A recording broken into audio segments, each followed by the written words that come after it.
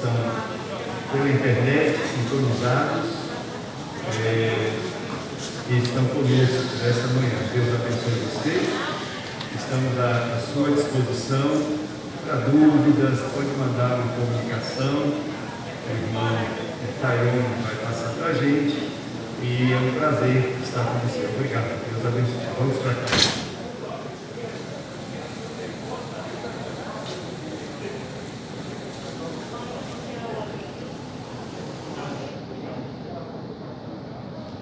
Glória a Deus. Estamos diante de mais uma lição da Santa Palavra do Senhor, da nossa revista.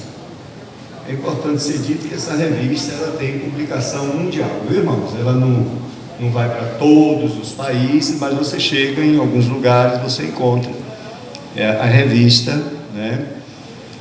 Não estamos produzindo essa revista em diversos idiomas, mas em português você encontra, mesmo quando você viaja para outros países, alguns irmãos adquirem, né?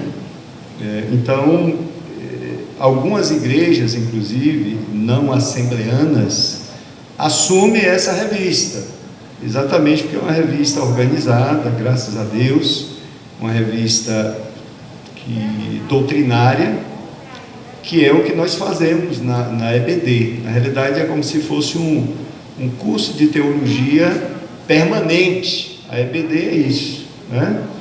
Tem irmãos que dizem, eu não gosto de teologia, mas o que a gente está fazendo aqui é teologia, discussão da revelação, né? Estudo da revelação que Deus fez de si mesmo, da sua vontade, do destino, da origem do destino da humanidade. Isso tudo é teologia.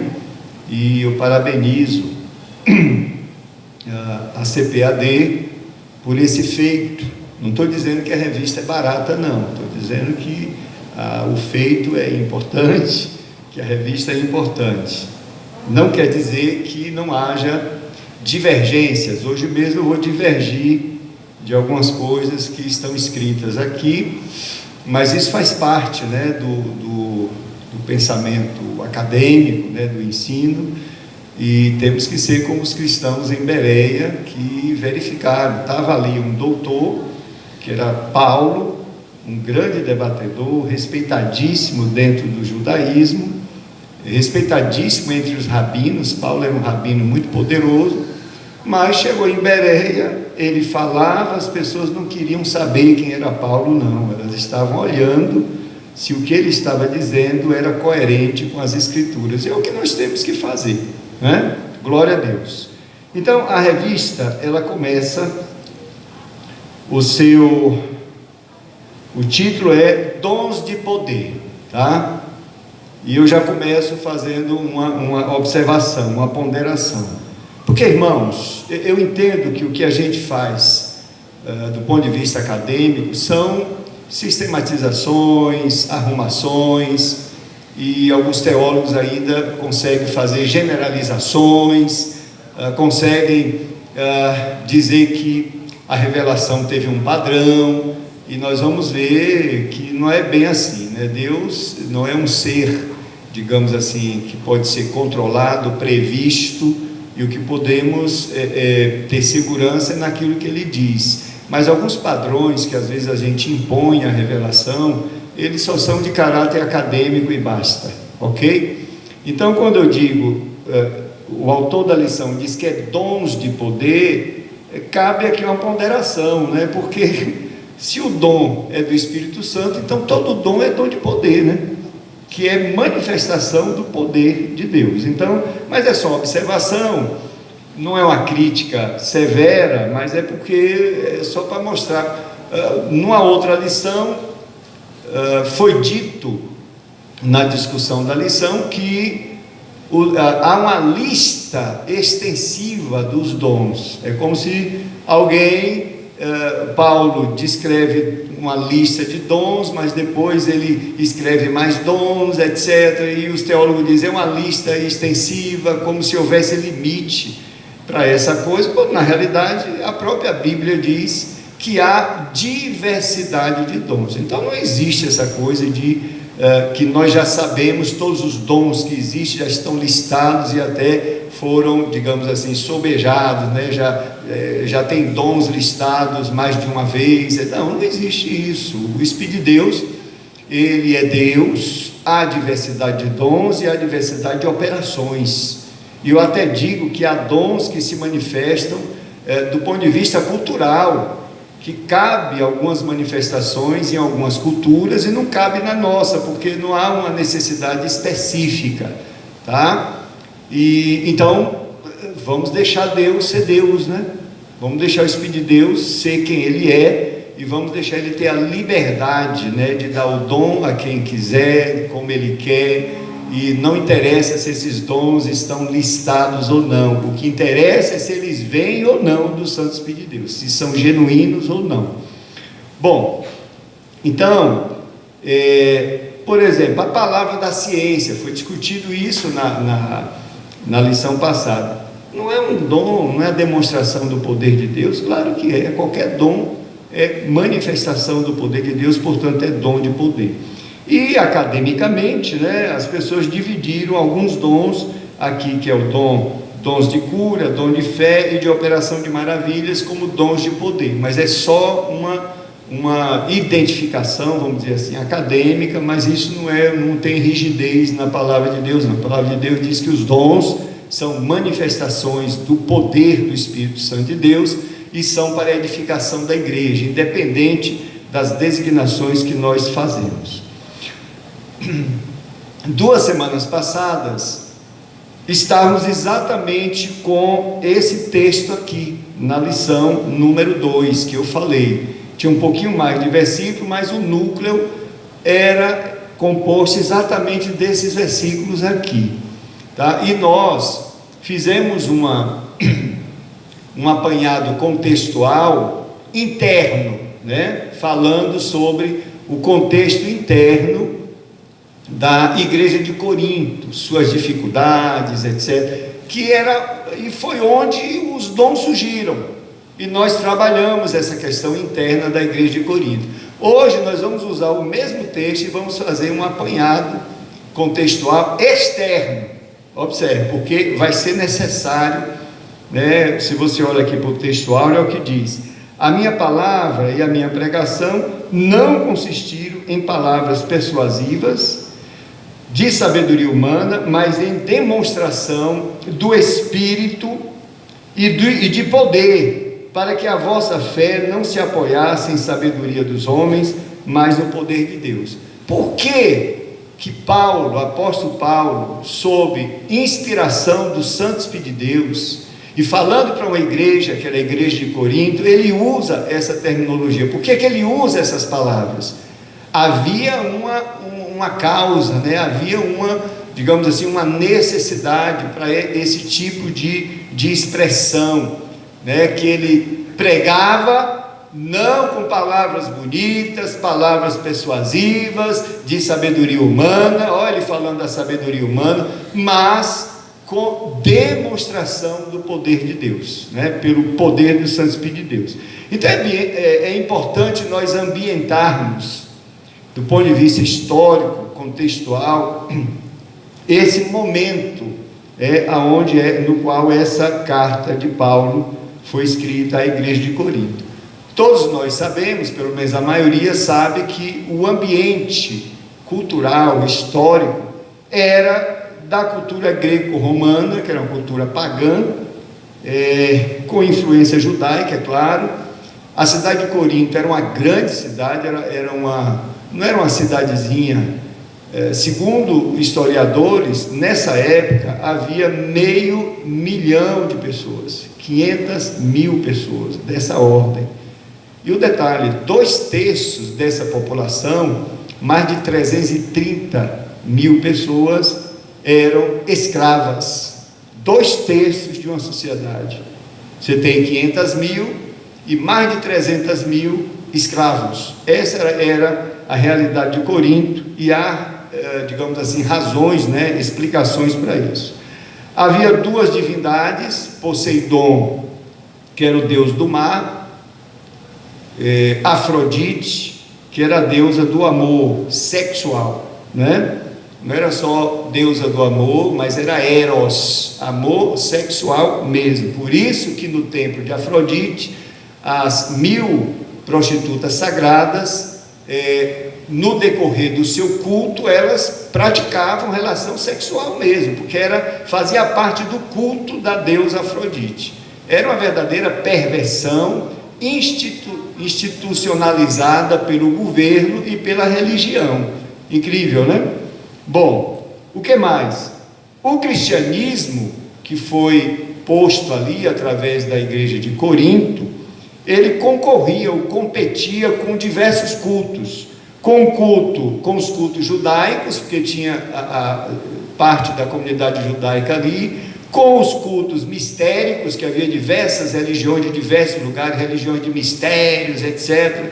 Tinha os cultos orientais, os cultos aos deuses olímpicos. Corinto era uma cidade de jogos olímpicos também, e portanto tinha deuses, né, consagrados a isso, e tinha um culto aos imperadores romanos. Então esse era o ambiente que aquela igreja de irmãos queridos estava inserida. Era ali que ela cultuava ao Senhor, com dificuldades internas que nós já vimos aqui, e essas dificuldades externas. E é nesse ambiente que Paulo escreve essa frase do texto áureo, que é importantíssima. Aí a gente vai ver o quanto que isso é robusto, né, na discussão. Como pensava o Império Romano? O Império Romano, irmãos, ele olhava com a mesma paixão de concupiscência, tanto a riqueza quanto a pobreza. O Império Romano via os ricos para esfolar os ricos com seus impostos, e via os pobres como uma maneira de explorar. O Império Romano confiscava os filhos dos pobres para torná-los escravos, para levar para as guerras, para as suas conquistas. As mulheres, as esposas, quando escapavam, né, dos desejos dos soldados, que impunham, né, relação sexual, etc., elas eram entregues aos convidados, etc. Era dessa maneira. Saqueavam, chacinavam, roubavam, né, escravizavam. Isso era o império. Observe, bens e castelos eram sujeitos a tributos abusivos. Por isso que os judeus viviam revoltados, que eles tinham que pagar tributo a César, né? Jesus, ele disse: olha, essa é a realidade de vocês, né? O meu reino é desse mundo. Enquanto o tributo existir, pague o tributo. Ontem eu recebi 2 IPTUs para pagar, né? IPTUs para pagar. É uma dor terrível, né, irmão? Uma dor terrível pagar esses impostos, mas tem que pagar. Ou a gente, como sociedade, briga para reduzir, ou enquanto não tirar o imposto, eu não vou ficar ilegal, eu vou pagar. Imposto de renda é do mesmo jeito, né? O meu imposto de renda é descontado lá no contra-cheque, eu não tenho nem a oportunidade, já é descontado 27,5%. Observe, irmãos, eu sou contra, pode gravar, eu sou contra o imposto de renda nos moldes que está, porque não está trazendo o benefício à sociedade que o próprio imposto promete. É importante ser dito que o mundo todo paga imposto de renda, viu? Na maioria dos países, inclusive há países europeus que o imposto de renda é maior do que a taxa, a alíquota é maior do que a do Brasil. Mas é importante ver como é que a sociedade está absorvendo o retorno desse imposto. Então, eu sou contra esse imposto, mas pago, porque enquanto a gente não resolver isso legalmente, eu tenho que pagar, não posso ficar ilegal. Mas voltando à questão, os judeus viviam por aqui, e aquela pergunta, se devia pagar imposto, quando foi feita essa pergunta a Jesus, era uma pergunta grave, e dependendo do que Jesus respondesse, ia virar lá uma dificuldade para o próprio mestre. Mas Jesus, com a sua sabedoria, respondeu bem. As terras, colheitas, eram confiscadas. Era assim que o Império Romano trabalhava, com autoridade suprema. Observe, uma devastação que eles chamavam de pax romana, paz romana. Paz romana, conversa fiada. Paz romana só para eles. Esse era o ambiente, irmão. A igreja tinha muitos dons, observe, mas faltava à igreja a maturidade. Eu vou estar gravando amanhã para o Congresso de Ciência e Fé, vou estar falando que estamos chegando no fim, né? E vou ter que falar quais são os sinais do fim. E 24:4 de Mateus, Jesus fala de um sinal, porque quando a gente diz, Jesus está voltando, as guerras, olha os terremotos, olha o anticristo aparecendo, Jesus não considerou nada disso. Ele disse, isso não é ainda o fim, mas o fim está destacado. Olha o sinal que Jesus deu: quando vocês virem no meio do meu povo o amor esfriar. E quando o amor esfria, nós não pregamos o evangelho. Essa é a questão. E esse foi o sinal que Jesus deu. Aí você diz, sim, mas as guerras, irmão, se tiver um candidato do diabo para ser o anticristo, e a igreja não chegar no padrão que Jesus quer para ele vir, Jesus mata esse candidato. Observe, para que venha ou os sinais continuem acontecendo até cumprir este sinal que o Senhor deu. Então, ser cheio de dom não implica em estarmos fazendo a vontade de Deus. Essa é a questão. E eu não estou falando contra dom, não. Ao contrário, nós somos pentecostais, e a nossa tese, que é tese de Paulo, é que devemos buscar os dons, sim, e Deus dá os dons gratuitamente. Quando eu peço dom, Deus não vai perguntar se eu sou perfeito ou não. Eu estava brincando ali com o pastor Wesley, eu digo, Wesley, eu escapei da morte no Covid, porque eu não estou preparado ainda. Mas, irmão, não é mérito nosso, não. Eu recebo o dom pela graça do Senhor. Então peça, igreja, dons. Peça dons para servir a igreja, servir ao corpo. Os dons são para a edificação da igreja. Vamos pedir os dons, não é por mérito. Agora, para Jesus vir, eu preciso fortalecer o amor de Deus em minha vida. Eu preciso amar o meu próximo. Eu preciso me lançar para que todo mundo ouça o evangelho. Esse foi o sinal. Jesus não disse um sinal, ele disse o sinal é este. Pode ter guerra, terremoto, pandemia, pode ter o que for, Deus está no controle, mas ele espera de nós que esse sinal se cumpra. Que coisa tremenda, né? A gente fica preocupado com guerra, com terremoto, com o anticristo, etc., mas a gente não se preocupa com esse sinal que depende de nós. Jesus nunca vai vir assim, viu, irmãos? Desse jeito ele nunca vai vir. Bom, por que eu estou dizendo isso? Porque era uma igreja cheia de dons, a igreja de Corinto, mas era uma igreja carnal, que viviam brigando um com o outro, cheio de facção, cheio de interesses mesquinhos, irmãos odiando um ao outro. É claro que Jesus não veio naquela época e nem nesta época, óbvio. Havia, além disso, dois grandes perigos: o legalismo dentro da igreja, isso era muito comum nas igrejas primitivas, a obediência a certos regulamentos para serem salvos, isso é legalismo, mérito humano. E o outro problema, que é o inverso disso, é chamado antinomismo, que diz o seguinte: nomia é lei, né? Que diz o seguinte: se a salvação é pela fé, então não estamos sujeitos a nenhuma lei moral. É o outro extremo, que na realidade não é isso. A salvação, ela é pela fé, é gratuita, mas a santificação é um projeto de Deus na vida do salvo. Então Deus quer que eu seja santo, sim, obviamente. E o projeto da santificação é um projeto para os salvos. Então quem foi que disse que eu recebi a salvação e agora vou me entregar ao pecado? Não, essa não é a revelação. E esse problema existia também na igreja de Corinto. Então vamos voltar à questão, e ainda estou no textual. A grande maioria dos irmãos na igreja de Corinto, não tinha nada,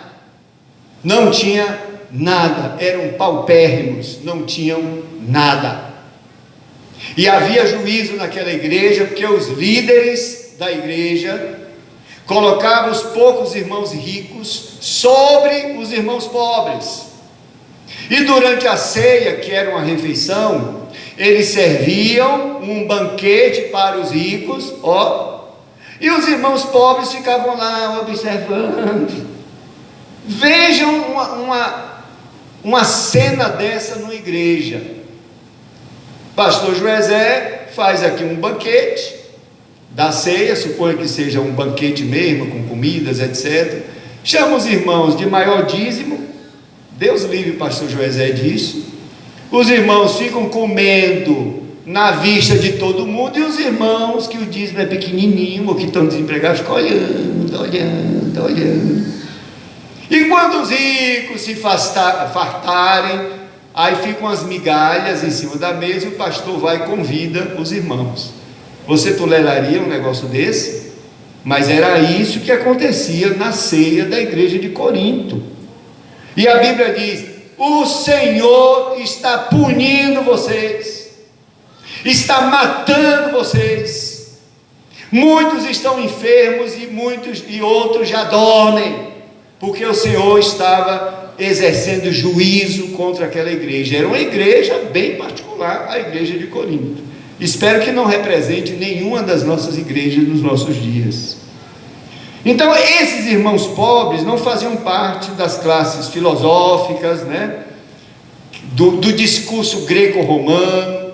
Isso era a aristocracia que ia para aqueles grandes teatros palestrar, falar de filosofia, falar de sabedoria. Os gregos gostavam disso e achavam que a pregação do evangelho era uma loucura, não tinha sabedoria nisso. A igreja de Corinto não tinha isso, irmão. Eram irmãos pobres, pressionados, pelo pecado que já estava dentro da igreja, pelos diversos cultos, demoníacos ao seu redor. Em termos de filosofia, tinha o estoicismo, epicurismo, etc. E Paulo entendia muito bem disso. E o que é que restava para essa igreja? Tão incapaz, tão desabilitada, de condições, diante de uma sociedade perversa, de uma sociedade que a humilhava. O que é que sobrava para aquela igreja? O poder de Deus. Perceberam, irmãos? E isso era tudo. Por isso que Paulo diz: eu estou escrevendo para vocês, não com as palavras da sabedoria que vocês sabem que existe aí, que humilha vocês, não com essa persuasão que os homens fazem, com a sua linguagem robuscada, mas é com demonstração do poder de Deus.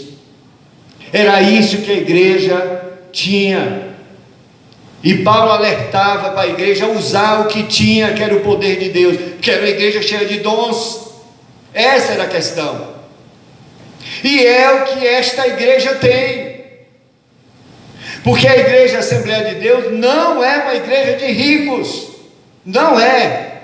A sede pode ter muitos ricos, uma outra congregação pode ter, mas nós somos uma igreja de pobres. Quem sustenta essa igreja são os pobres. Observe, irmãos, você vai na congregação, está lá o irmãozinho juntando. Alguns vão de pé para a igreja para ter o dinheiro da oferta. Pessoas que às vezes são humilhadas por essa sociedade que aí está, que chama a gente de gentinha. Ciro disse isso, chamou a gente de gentalha. Esse povo que aprovou, que apoiou o presidente, despreza o povo de Deus por causa da nossa condição humilde financeiramente falando. Mas esse povo tem um poder tremendo em suas vidas, irmão. Glória a Deus. Vamos usar o poder de Deus que está em nossa vida. Os dons são para mostrar o poder do Evangelho de Jesus Cristo. E essa igreja de Corinto era a igreja que tinha que chegar diante de uma sociedade de 2/3 de escravos, de pessoas humilhadas, estragadas, exploradas, e diante de 1/3 de poderosos. Essa igreja tinha que chegar em praça pública e pregar o evangelho de poder de Jesus Cristo, e dizer: para que você saiba que Jesus é o Cristo, coxo, levante agora em nome de Jesus. Era isso que a igreja tinha que fazer, foi isso que os discípulos fizeram. Ninguém queria saber dessa seita dos nazarenos, que inventaram, processaram e prenderam José de Arimateia por 13 anos. Ele era um empresário, exportador de minério, amigo de Pilatos. Tentou reverter a situação de Jesus, não conseguiu. Quando percebeu, Jesus já estava crucificado. E vai agora Arimateia pedir o corpo de Jesus a Pilatos, e Pilatos autorizou. Aí Jesus ressuscitou. Foi o que fizeram? Foi José de Arimateia, que era um grande contribuidor do império, que pagava impostos altíssimos por causa da atividade comercial dele. Acusaram, tomaram ele como bode expiatório. Foi ele que deu fim no corpo de Jesus. E agora estão inventando que Jesus ressuscitou. Prenderam esse homem, 13 anos, perdeu tudo. O próprio Sinédrio tomou os bens, e a família de José de Arimateia, homem de Deus. Lá adiante, depois de 13 anos, Tértulo chega, faz uma revisão do processo e liberta aquele homem, sabendo que era um homem que deu uma grande contribuição ao próprio império. E ele refez a fortuna. Olha como é que Deus faz, o poder de Deus. E se tornou um grande financiador da obra missionária naquela época. Essa é a história está aí, a história de José de Arimateia. Porque Jesus estava ressuscitado. Ninguém queria saber quem era Jesus. O filho de um carpinteiro, de um pobre? E agora você vai dizer que ele é o grande Messias que nós esperamos? Esse nada? Você não pode, vocês com essa heresia, não pode querer convencer o judaísmo disso, e ainda colocar o império contra os cristãos. E aí aqueles homens carpinteiros, aqueles homens pescadores, homens simples, saíram pelas ruas dizendo: eu vou mostrar para vocês que Jesus é o Cristo, que o filho do carpinteiro é o Cristo, e que ele está vivo, e que ele venceu a morte. Sabe como é que eu vou mostrar? Eu curo você em nome de Jesus, eu ressuscito você em nome de Jesus, eu repreendo esse demônio em nome de Jesus. O poder de Deus apareceu na vida daquelas pessoas através dos dons. Glória a Deus. Essa é a igreja de Jesus. Somos essa igreja de Jesus. Igreja Assembleia de Deus, Igreja Batista, Igreja Presbiteriana. Nós temos o poder de Deus em nossas vidas, e esse mundo só vai ser salvo se nós pregarmos o Evangelho. Não é o que está lá que é maior do que nós, o que está aqui é maior do que todos. Pode pregar o Evangelho, mas vai vir perseguição, não tem problema. Pode chegar com um trator e derrubar esse templo que custou dinheiro nosso. Pode derrubar, derruba o templo, mas o poder de Deus continua em nossas vidas. Vamos continuar nos reunindo, adorando o Senhor, que seja nos bueiros, nas cavernas, nas florestas, a igreja se mantém viva, proclamando o Evangelho de poder de Jesus Cristo. Somos essa igreja. Glória a Deus, essa é a mensagem. Não viemos aqui com palavras bonitas, persuasivas, mas nós pregamos o Evangelho do poder de Deus. Dons do Espírito é para isto. Glória a Deus. Só lhes restava o poder de Deus, e os dons manifestam o poder de Deus. A mensagem do Evangelho é uma mensagem do poder de Deus. Não há nada que o sangue de Jesus, porque aquela igreja tinha que pregar para uma sociedade pervertida, gente dizendo: eu nasci assim e vou morrer assim. Isso está no meu DNA, este pecado. Conversa fiada. Diante do poder de Deus não tem essa conversa de DNA não, meu irmão. E ainda que existisse DNA que leve alguém a fazer isso ou fazer aquilo, a palavra de Deus penetra no mais profundo do ser humano e restaura ele no nível que você imagine, que você não imagina, que a biologia não imagina. A palavra de Deus é poderosa para transformar qualquer ser humano. Eu vou ler aqui o que Paulo falou para a igreja de Corinto. Já falei, isso foi na terça-feira passada.